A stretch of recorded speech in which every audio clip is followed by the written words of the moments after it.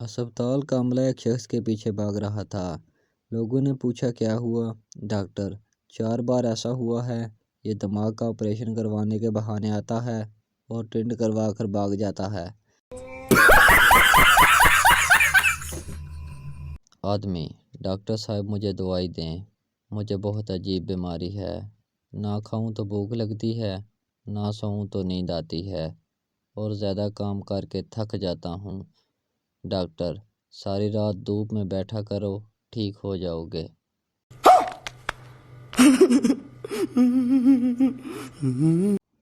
سوچو اگر doctor film بناتے تو فلموں کے نام کیا ہوتے؟ کبھی کھانسی کبھی سردی، کہو نا بخار ہے، ٹی بی نمبر 1، ہم بلڈ دے چکے صنم۔